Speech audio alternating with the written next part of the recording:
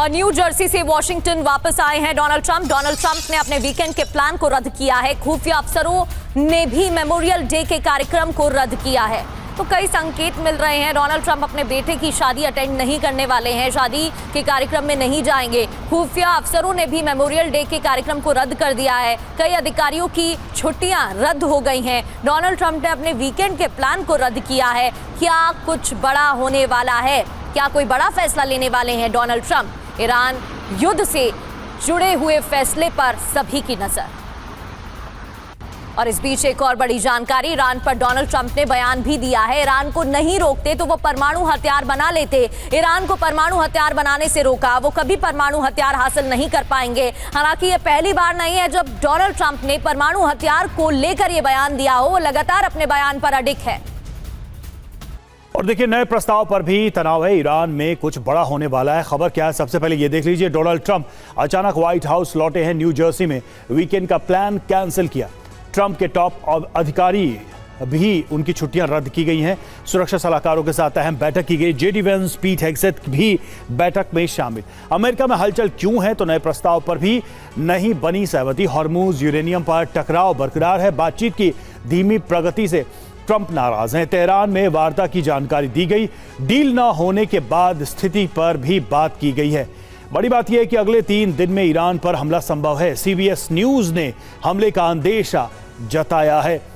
सिवाय सर, पाकिस्तान के जो सैन्य प्रमुख है वो ईरान जाते हैं।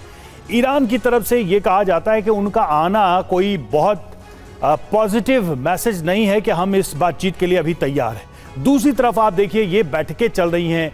3 दिनों में यह आशंका है कि अमेरिका कुछ बड़ा हमला कर सकता है। वाकई में क्या अब ट्रंप के पास दिस या दैट, ये या तो ये कर लें या वो कर ले, वही सिचुएशन है। या तो वो युद्ध कर लें या पूरी तरह से चुपचाप यहां से निकल लें।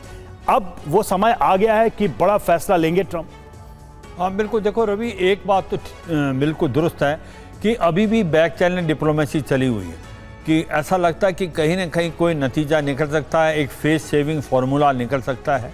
और वो ये है कि जिस प्रकार से वो कह रहे हैं कि जो JCPO था, joint comprehensive plan of action, जो एक बार 2015 में हुआ था, उसको ब्लूप्रिंट लेके कोई ना कोई बातचीत की जाए कि जिस प्रकार से वहाँ पर इन्वेस्टमेंट यूरेनियम का एक पीरियड जो दिया गया था। मगर ये भी सच्चाई है कि ईरान इस चीज़ को मानने के लिए तैयार नहीं हो रहा है। अगर बातचीत सफल होती है तो फिर ये लड़ाई नहीं होगी।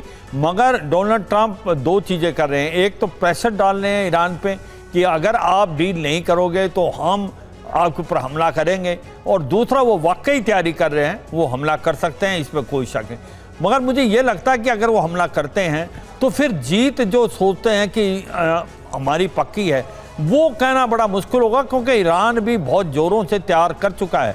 उसने मिसाइल, रॉकेट, ड्रोन्स अपने एक प्रकार से दोबारा रिकूप कर लिए हैं। उसका सरप्राइज फैक्टर अमेरिका का नहीं है, वो तैयार है। तो मुझे लगता है कि अमेरिका को भी मालूम है कि ईरान एक दलदल है, फंस गया तो निकलना मुश्किल है। बड़ी मुश्किल से वो निकला था। हाँ, ये मैं मानता हूँ, इजराइल इस लड़ाई को दोबारा स्टार्ट करना चाहता है। वो चाहता है जितना कमज़ोर ईरान हो उतना अच्छा है। पर अमेरिका असलियत में लड़ाई दोबारा नहीं करना चाहता। मगर अगर फोर्स ही हुआ तो डोनाल्ड ट्रंप जाएंगे।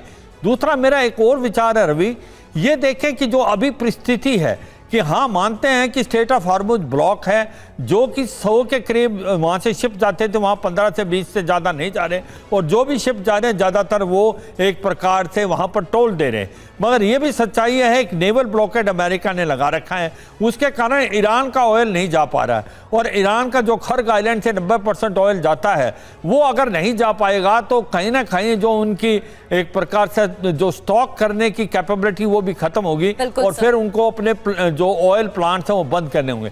तो ईरान को भी प्रॉब्लम है। ऐसा नहीं है कि अगर ब्लॉकेड लगा रखा है नेवल अमेरिका ने तो ईरान को कोई इफेक्ट नहीं हो रहा। तो ऐसी स्थिति में मुझे लगता है कहीं ना कहीं बैक चैनल डिप्लोमेसी से कोई हल निकल सकता है। अगर हल नहीं निकलता तो फिर डोनाल्ड ट्रंप कुछ भी कर सकते हैं। और जैसे एम्बेसडर साहब बता रहे हैं कि जब तक ईद नहीं है 27-28, इससे पहले हमला नहीं होगा। इसके बाद कुछ भी हो सकता है, इसमें कोई शक नहीं। पर अभी भी उम्मीद है कि कोई बैक चैनल डिप्लोमेसी से बातचीत होके, जहां वो कह रहे हैं कि 1 महीने का एक पीरियड दिया जाएगा, वहां पर बातचीत होगी। बिल्कुल सर, और उसको लेकर बातचीत भी की जा रही है। बिल्कुल ठीक कहा सर आपने।